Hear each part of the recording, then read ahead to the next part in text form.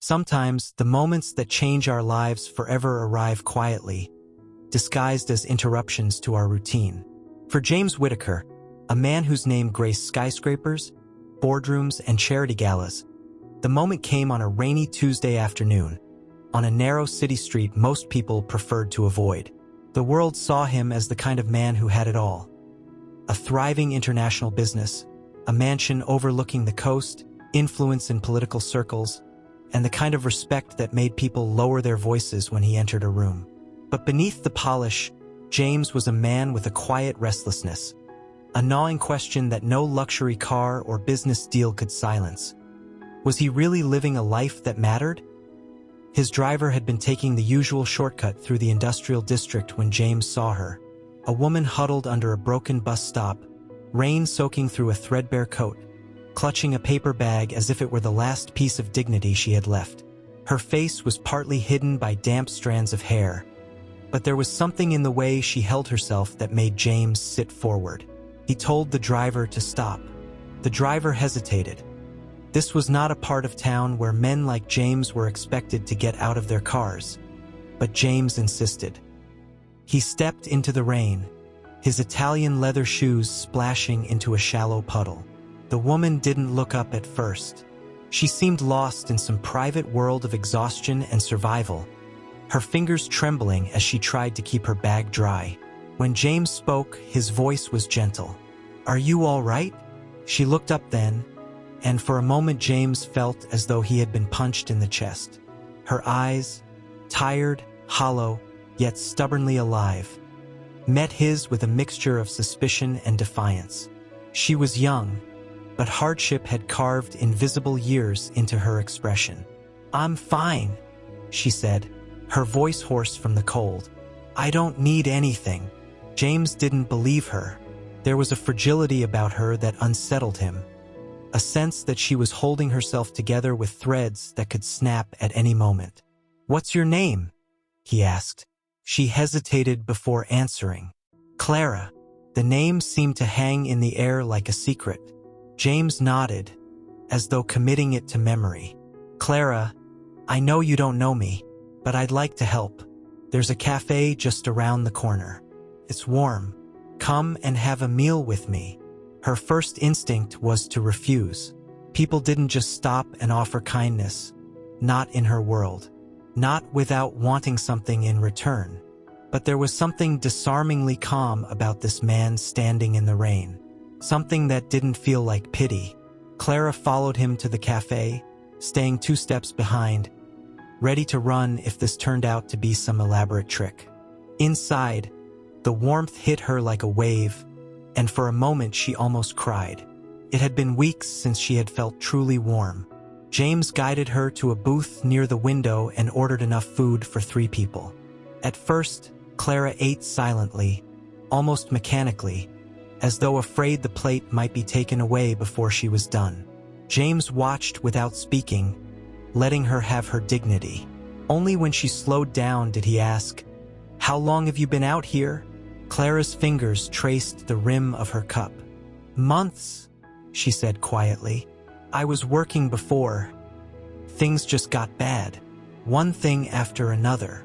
James didn't press for details.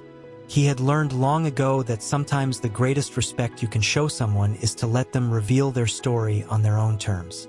By the time they left the cafe, the rain had stopped. James could have gone back to his car, driven back to his world of contracts and conference calls, but something in him refused. Instead, he walked Clara to the shelter she sometimes stayed in, the one with peeling paint and a waiting list for beds. When they arrived, Clara turned to him with an expression he couldn't quite read. "Why are you doing this?" she asked. James hesitated and then told the truth. "Because I can't stop thinking about how easily it could be me sitting here if life had dealt me a different hand. And because someone once helped me when I didn't deserve it." Clara's gaze softened. For the first time that day, she gave him a small, tired smile. "Thank you," she said simply. James drove home that night, but he couldn't shake the image of Clara sitting under that broken bus stop, rain dripping down her face. He lay awake longer than usual, thinking about all the people like her, all the lives that went unnoticed because men like him never stopped their cars. The next morning, James did something that shocked his entire staff. He cleared his calendar. No board meetings, no calls. Instead, he asked his assistant to gather data on homelessness in the city, the shelters, the waiting lists, the resources. He spent the entire day listening to social workers, volunteers, even people living on the streets. The more he heard, the more it ignited something in him.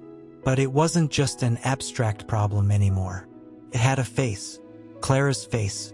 He went back to the shelter a few days later, not sure if she would be there. When he saw her sitting on the steps, reading an old paperback someone had left behind, he felt an unexpected surge of relief. She looked up, surprised, as he approached. "You came back," she said. "I told you I would," James replied. And in that moment, something shifted, not just in Clara's world, but in James's too.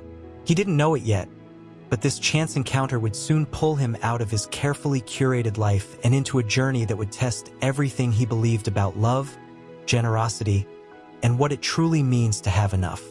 James hadn't realized how much he had been waiting to see Clara again until he saw her smile that second day. It was small, hesitant, but it lit something in him that felt oddly like hope. He sat next to her on the steps of the shelter, not caring that his tailored suit was picking up dust from the concrete.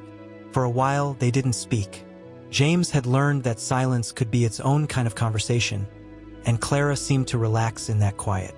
Eventually, she asked, "Why do you keep coming back?" James thought for a long moment before answering. "Because I don't think people should disappear just because life got hard for them. You deserve to be seen, Clara.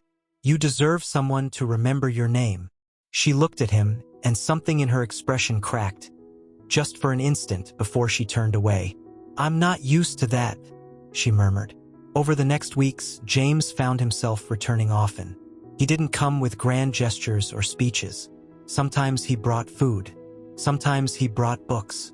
Sometimes he simply sat with her, asking about the places she used to love before her life had unraveled, about the music she listened to when she still had a radio, about the dreams she once had before she stopped allowing herself to dream.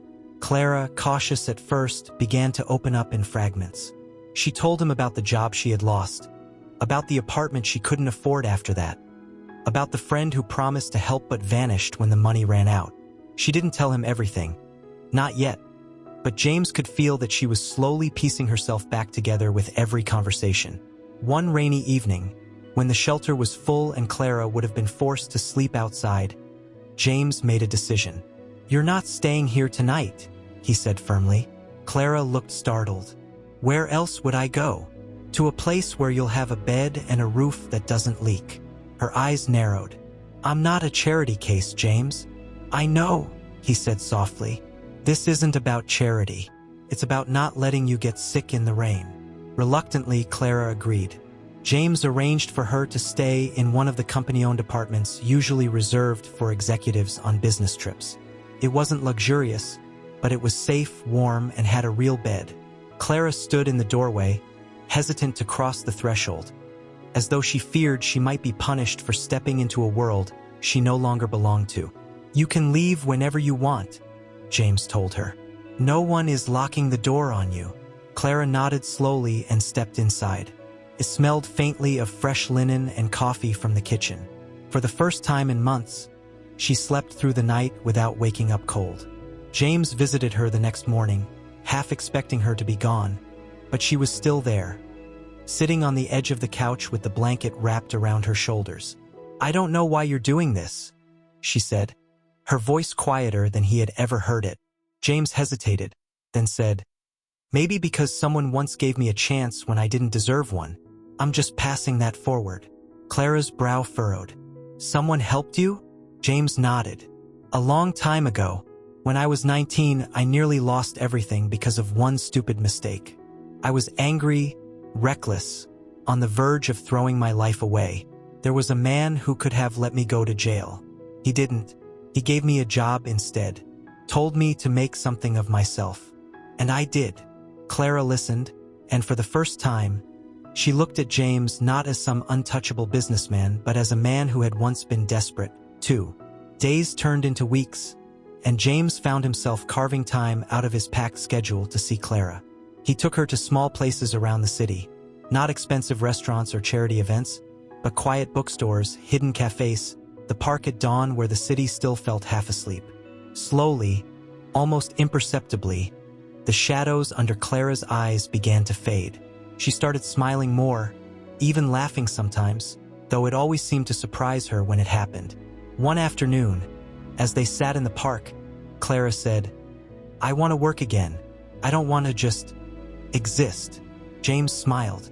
"Then we'll make that happen." He arranged for her to meet with someone in his company's HR department, not as a favor, but because he knew she had the skills. Clara was nervous, but she impressed them. Within a week, she had a job in the company's design department. The first paycheck she received made her cry. It wasn't about the money, though she needed it, it was about having something that was hers again. As Clara rebuilt her life piece by piece, James began to notice something he hadn't expected. It wasn't just that she was healing. He was too. For years, James had lived a life measured in profits and percentages, convinced that his worth was tied to his empire. But with Clara, he remembered what it was like to be simply human, to sit in a park and watch children play, to laugh over something silly, to talk about books instead of quarterly earnings. One night, as they walked back to the apartment, Clara stopped suddenly and said, "You've changed me." James looked at her, startled. "You made me believe again," she said.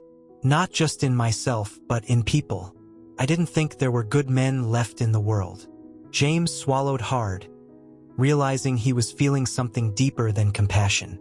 Somewhere along the way, without meaning to, he had started falling in love with her.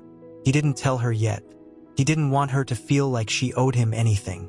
But the truth sat in his chest, growing heavier each day. Clara, too, felt something she couldn't quite name. The man who had stopped his car for her was no longer just a stranger who had given her food. He was the person she looked forward to seeing every morning, the one who had handed her back her own future when she thought it was gone forever. And deep down, though she would never admit it aloud, she had begun to wonder what it might mean to stay in his world. Not just as someone he helped, but as someone who belonged there. But neither of them knew yet just how much their lives were about to change. For while Clara was stepping out of her past, there were still people in James's world who would not understand or accept the presence of a woman who had once lived on the streets. And soon, that quiet, fragile happiness they were building would be tested in ways that would force both of them to decide just how much they were willing to fight for each other. The first whisper came from inside James's own boardroom. He didn't hear it directly, but he saw the glances, the sidelong looks when Clara's name came up. At first, it was subtle, a raised eyebrow, a slight pause when someone mentioned the new hire in the design department. James ignored it. People always gossiped. But soon, the whispers turned into words that reached him through careful, cautious voices. "James," one of his senior partners said during a late-night strategy meeting, "I've heard some concerns about Clara." James's jaw tightened. "What kind of concerns?" "She's talented, no one denies that," the man replied. "But there are questions about her past, about where she came from. Some of the board members think it reflects poorly." James leaned back in his chair, the anger in his chest carefully contained. "Reflects poorly? On whom?" "On the company. On you." James's voice was calm but icy. "Clara's past is not a scandal. It's a testament to resilience. If anyone here can't see that, maybe they're in the wrong company." But he knew the fight was just beginning. The world he lived in thrived on appearances, and Clara, with her quiet strength and scarred history, didn't fit the image of perfection they expected at his side. Clara, meanwhile, had begun to notice the way some people in the office looked at her. They smiled politely, but their eyes told a different story. One afternoon, she overheard two employees whispering near the break room. "I heard she used to live on the streets. Are you serious? And now she's working here? With him?" Clara walked away before they could see her, but the words cut deeper than she wanted to admit. That night, she confronted James. "They talk about me," she said quietly. James's heart sank. "Who?" "People at your company. They wonder why I'm here, why you care about me. James took her hands gently. Let them wonder. You've worked harder than most of them to be where you are now. You don't have to prove anything to anyone. But Clara shook her head. It's not that simple. You have a reputation, James. I don't want to be the reason it gets damaged. James looked at her, really looked at her, and for the first time he said the words he had been holding back. Clara, you're not just someone I helped. You're someone I care about, deeply. Whatever they say, whatever they think, it doesn't change how I feel. Clara's breath caught. She wanted to believe him, but fear coiled in her chest like a snake. She had lost everything once before. The thought of losing him was unbearable. In the weeks that followed, the scrutiny intensified. A tabloid even published a small piece speculating about the mystery woman seen with the wealthy James Donovan.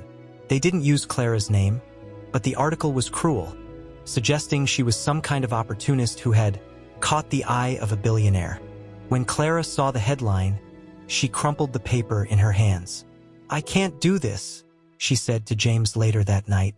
Yes, you can, James said firmly. We can. Together. But Clara wasn't convinced. She began to pull back, not because she wanted to, but because she didn't want to become a weight around his neck. James noticed the change immediately. The light that had begun to return to her eyes was dimming again. One evening, after a particularly long day, James came to the apartment and found her packing a small bag. What are you doing? Clara wouldn't look at him. I can't stay here, James. Not when it's costing you so much. It's not costing me anything I'm not willing to give. You don't understand, she said, her voice breaking. I know what it's like to be judged, to be looked at like you're less than human. I survived that. I won't let them do that to you because of me. James crossed the room in 2 strides and took her by the shoulders. Clara, listen to me. You are not a burden. You are not a mistake. If the world wants to judge us, let them. I don't care what they say. I care about you. Her eyes filled with tears. For a long moment, they stood there, the weight of their choices hanging between them. Please stay, James whispered, and Clara stayed. But staying didn't mean the struggle was over. If anything, it made her more determined to prove that she deserved the second chance she had been given. She threw herself into her work at the company, staying late, taking on extra projects, earning the respect of even the most skeptical colleagues. Slowly, grudgingly, they began to see her not as a scandal but as an asset. One evening, after a major project launch that Clara had led, James hosted a dinner for the entire department. Clara was nervous. It was the first time she had attended one of his formal gatherings, but James stayed by her side the entire night. When one executive made a veiled comment about her past, James cut him off with a calm but sharp response that left no doubt where his loyalty lay. By the end of the evening, Clara felt something she hadn't felt in a very long time: pride. Not just in herself, but in what she and James were building together. Later that night, as they walked home under the city lights, Clara said softly, I think I'm starting to believe you. James smiled. About what? That we can do this. That we can be more than what they say we are. He stopped walking and turned to her. Clara, I don't want to hide what we are anymore. I want people to know. Not because it will shut them up, but because you deserve to be seen fully, completely for who you are. Clara's heart pounded. The thought terrified her, but at the same time it thrilled her. And though neither of them said it yet, they both knew what was coming. A moment where they would have to stand together, in the light, no longer hiding, no longer apologizing for the way they had found each other. The decision to stop hiding wasn't made in a boardroom, nor during some grand event. It happened on an ordinary morning, with sunlight streaming through the apartment window, catching in Clara's hair as she sipped her coffee. James watched her for a moment, something inside him settling into place. I want to take you somewhere tonight, he said. Clara raised an eyebrow. Somewhere. There's a gala. Big donors, business partners, a lot of cameras. I want you there. With me. Clara froze. The thought of stepping into that world, of facing the stares and the whispers, made her chest tighten. James, are you sure? more sure than I've ever been about anything. That night, when Clara stepped out of the bedroom in the simple but elegant dress James had insisted on getting for her, the look on his face made her heart skip. There was no pity in his eyes, no sense of obligation, only admiration, pride, and something deeper she dared not name. "You look," he began, then stopped as though words weren't enough. "Perfect." Clara laughed softly. "Perfect isn't a word anyone has used about me in a long time. It's the only word I can think of right now," James replied. When they arrived at the gala, the room seemed to hush. James could feel every eye turning toward them. He didn't falter. Instead, he placed his hand gently on the small of Clara's back, guiding her forward as though she belonged there, because to him, she did. The first few minutes were hard. Clara could feel the weight of the judgment, the curiosity, the murmured questions. But James never let go of her hand. He introduced her to people as though there was nothing unusual about her being there. He smiled at her like she was the only person in the room. And slowly, something remarkable happened. The stares began to soften. Some of the people who had once gossiped came forward to greet her, to ask about her work, to compliment the project she had led. Clara responded with grace, her voice steady even as her heart pounded. At one point during the evening, James pulled her aside to the edge of the balcony. "You're incredible," he said quietly. "I feel like I can breathe for the first time in years," Clara admitted. "This is what I wanted," James said. "For you to feel free." By the end of the night, Clara wasn't just surviving the event. She was enjoying it. She laughed, she talked, she let herself exist without apology. And James, watching her, realized how much he loved her. Not just as someone he had helped, not just as someone he admired, but as the woman who had reminded him what it meant to truly live. A few days later, James made it official. During a company-wide announcement, he spoke openly about Clara, about her journey, about how proud he was to have her not just as part of the company, but as part of his life. "She is not her past," he said, his voice steady and clear. "She is her courage, her determination, her heart. And I am honored to stand beside her." Clara, watching from the side of the stage, felt tears fill her eyes. The room erupted into applause. Genuine, not polite. And in that moment, she knew she wasn't alone anymore. But not everyone was happy. There were still those who believed Clara didn't belong, who whispered about James's judgment, who questioned whether he had allowed his heart to compromise his leadership. One of his competitors even tried to use the situation to smear his reputation in the press. James, however, refused to back down. "If my reputation is built on pretense, it's not worth having," he told the press in a rare interview. "Clara has made me a better man. If that's controversial, so be it." The statement went viral. People across the city, across the country, began to talk about the story not as a scandal but as something extraordinary. A man with everything had chosen to stand with someone who had once had nothing, and together they were rewriting what it meant to rise again. Clara, for her part, continued to work hard. She didn't want anyone to think she was where she was because of James. Every project she took on, she poured herself into it, earning respect the only way that truly mattered, by proving she was worthy of it. One evening, after weeks of headlines and rumors and public appearances, James and Clara found themselves back in the quiet of the apartment. It felt like a sanctuary now, a place where the noise of the world couldn't touch them. James sat down across from her, his expression serious but calm. "Clara," he said, "I have something to ask you." Clara's breath caught. "What is it? Will you stay?" "I am staying," she said softly. "No," James said, shaking his head. "I don't mean just here in this apartment. I mean with me, for real. No more running, no more wondering if you belong. You do. You always have." Clara's heart pounded. She felt tears prick her eyes. She wanted to say yes, but the old fears still lingered. Fears of being abandoned, of being hurt, of waking up one day and finding this was all a dream. "James," she whispered, "what if I'm not enough for you?" "You are more than enough," he said, his voice firm. "You are the one thing I never knew I was missing." And though he didn't propose yet, Though no ring was produced that night, the promise in his words was clear.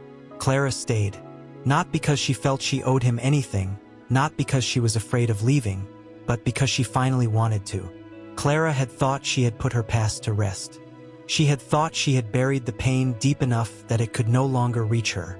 But one gray afternoon, as she left the office and stepped into the drizzle, she saw him. The man she had once called a friend, the man who had promised to help her after she lost her job years ago, the man who had vanished with the last of her savings. He was standing on the corner, disheveled and desperate, calling her name. For a moment, Clara froze. Her heart pounded, old anger rushing back like a tide. "Clara," he said when she finally approached. "I need help." Clara wanted to walk away, to leave him standing there in the rain just as he had once left her. But something in his voice stopped her. "You stole from me," she said, her tone sharp. "I know," he admitted, his shoulders sagging. "I was desperate. I thought I'd make it right, but I didn't. I lost everything. Clara, I don't have anyone else." That night, Clara told James about the encounter. She expected him to be angry, to tell her to cut ties and protect herself. But instead, he said, "What do you want to do?" "I don't know," Clara admitted. "Part of me wants to help him. Part of me wants him to feel what I felt when he betrayed me." James took her hand gently. "You get to decide. This is your story, Clara, not his. Whatever you choose, I'll stand with you." The next day, Clara met the man again. This time, she didn't yell, she didn't cry. She simply looked at him and said, "I will help you, but not with money. I'll help you find work, find a place to stay. After that, you're on your own. I won't save you twice." He nodded, tears streaming down his face. For the first time, Clara realized she wasn't that broken girl anymore. She was someone who could face the person who had hurt her and still choose compassion without losing her dignity. James was waiting for her when she came home. She collapsed into his arms, not from sadness but from the sheer relief of having faced the storm and survived. "You did the right thing," James whispered. "Maybe," Clara said, "but more than that, I did the thing that let me breathe again." Meanwhile, James was facing his own test. A major deal that could shape the future of his company was on the line, and some investors were pressuring him to distance himself from Clara to protect the brand. At a high-stakes meeting, one of the investors said bluntly, "James, you're risking everything. This woman, she's a distraction, a liability. The public sympathy will fade, and when it does, so will the goodwill you've built. You should think about the future." James leaned forward, his voice quiet but unwavering. "Clara is my future. If this deal depends on me giving her up, then it's not a deal I want." The room fell silent. Some of the investors left, furious, but James didn't care. He would rebuild from the ground up if he had to. What mattered was that Clara knew she was more than just someone he had rescued. She was someone he had chosen, even when it cost him. That night, he told her what had happened. Clara felt the weight of it, the enormity of what James had risked for her. "Why would you do that?" she asked, tears in her eyes. "Because I love you," James said simply, "and I won't build a life on a lie, not about who I am and not about who you are." Clara felt something break open inside her. For so long, she had been afraid that she wasn't enough, that James would one day see her as a mistake. But in that moment, she understood. He didn't see her as a mistake. He saw her as the reason. The next morning, Clara woke with a sense of clarity she hadn't had in years. She spent the day working, smiling, feeling lighter than she ever had.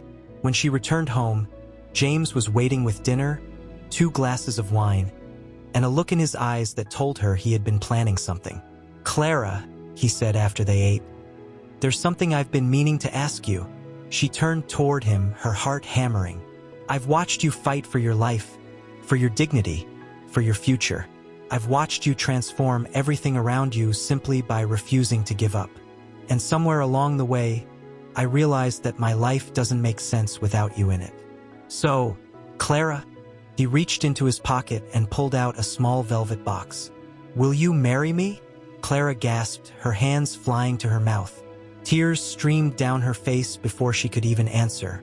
"Yes," she whispered, her voice breaking. "Yes, James. Yes." He slipped the ring onto her finger, and in that moment, all the noise of the world faded away. There was only the two of them, sitting in the warm glow of their apartment, their futures stretching out before them like a road they would walk together. But though the engagement brought joy, there were still challenges ahead. A wedding to plan, a public that still watched their every move, and a lingering shadow of doubt from those who believed Clara wasn't worthy of James's world. And Clara knew that her greatest test was still coming. Not in proving herself to them, but in proving to herself that she could stand tall beside James as his equal, not as someone he had saved, but as someone who had saved herself. The weeks that followed felt like a dream. The world had always seemed like a battlefield to Clara, but now it was as though the universe had opened its arms to her. She and James planned a wedding that wasn't just about them.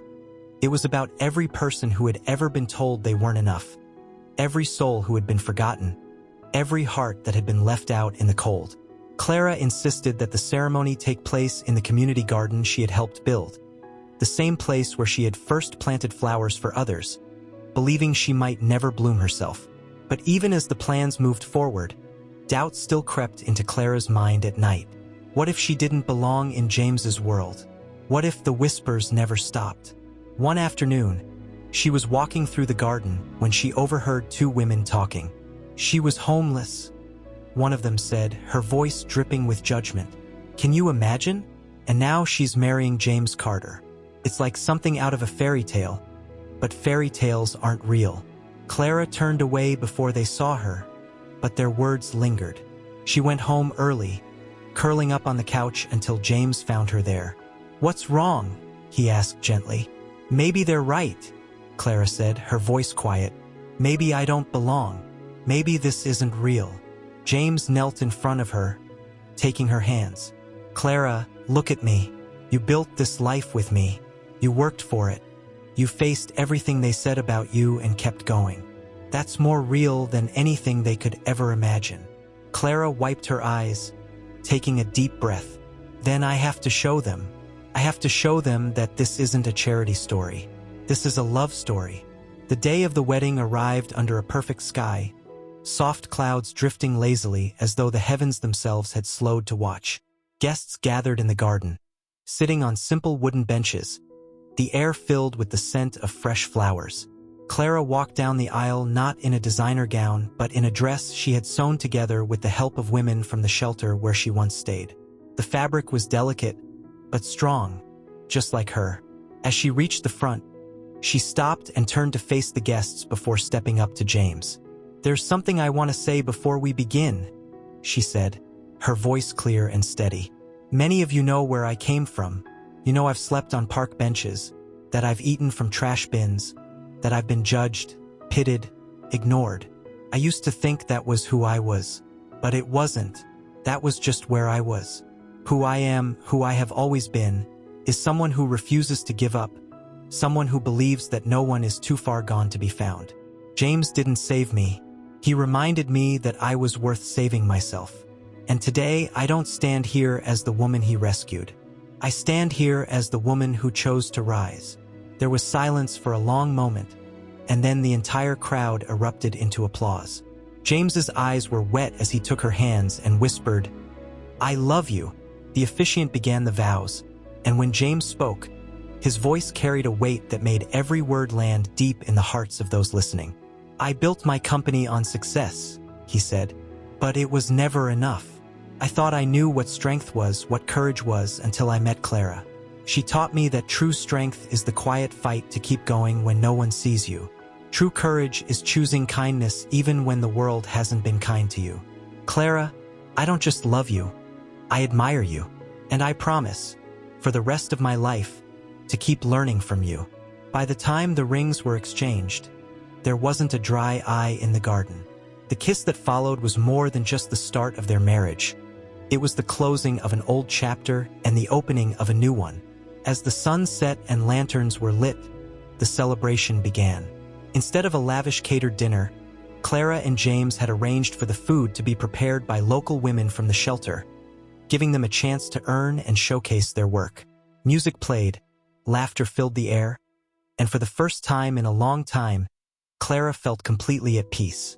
Later that night, Clara stood at the edge of the garden, looking up at the stars. James came up behind her, wrapping his arms around her waist. "What are you thinking about?" he asked. "That girl I used to be," Clara said softly. "The one who thought she didn't matter. I wish I could tell her that one day she'd be standing here, in a white dress, with a man who sees her for exactly who she is." James kissed the top of her head. "She'd be proud of you," Clara smiled. "No, she'd be proud of us." From somewhere in the distance came the sound of children laughing, the faint hum of life going on. And Clara knew, deep in her soul, that this was just the beginning. For the rest of their lives, she and James would face storms, face doubts, face a world that didn't always understand them. But they would face it together, and that was enough. Because love, real love, wasn't about saving someone. It was about building something that neither of them could have built alone. And as the stars burned brightly overhead, Clara closed her eyes and whispered a quiet thank you to the universe. For the pain, for the nights she thought she wouldn't make it, for every step that had led her here. Her story wasn't perfect, but it was hers, and it was beautiful.